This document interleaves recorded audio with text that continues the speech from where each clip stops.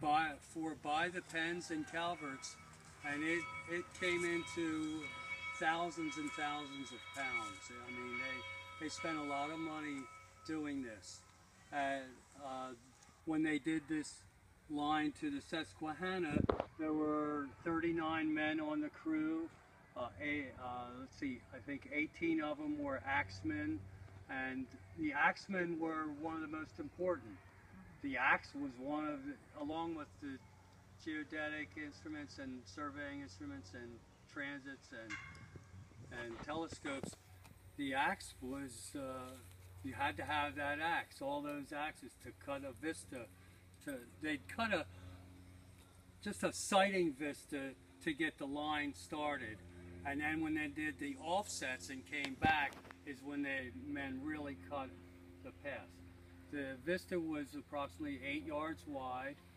Okay, so in the end, there was 230 miles long of an 8-yard wide vista going across.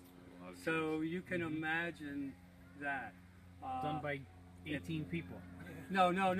By that time, each time the number grew, we have to remember that at that time, out to the Susquehanna and past another 30 or 30 miles or so, it was pretty settled countries then, actually. So food sources and such like that were still available, okay?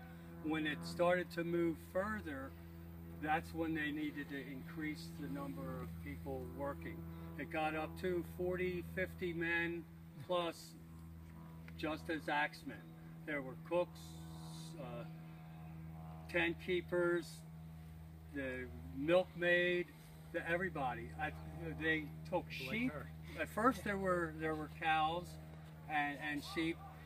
They had about 10 cows, I guess, and cows were not good to use as a food source because the meat would spoil too quickly and everything. That's where the sheep would come in, or goats were used for the meat food source. Game was not as plentiful as we might think because there was a lot of people out looking for supper, hunting. It got the whole crew by 1767 and 68. The crew had risen to near 150 men. Okay, so and in the end they were split up basically into 3 different crews. Some were cutting the vista backwards, some were moving forward, and the observations were being done also. Another question? Every 5 miles for the crown markers? You said every 5 miles for the crown marker? Every 5 miles for the crown marker. So the next crown marker would be at number 20? Number 20.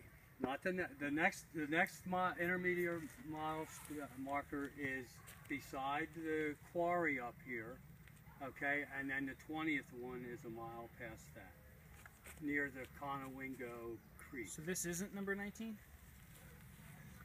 It depends on whether you want to count which one, where you start. Where you start. Do you want to count 0 as 1? If you count that 0 as 1, this is 19. If you count it as 0, this is number 18. Back to the tangent. Right. So this 20 is still 2 miles that way, 2 miles even though way. That's the 19th stone. That's the by 20th mile. That's by a modern corporation thing, U.S. Geodesic Survey or something or other. Wait a second, you guys are off by 1. Was Indian attack?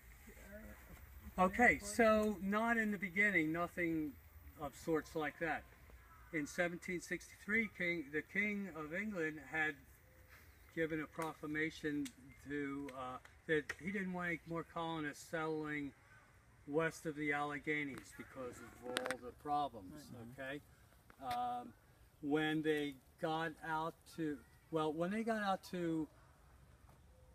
let's see, let me backtrack.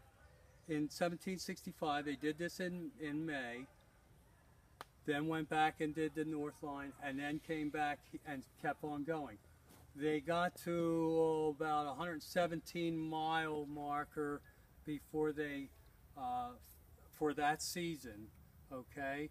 And also, they started to get, needed to get permission to go further. Okay, so started working with William Johnson, who was the Indian advisor and, you know, guy intermediary between the Indians.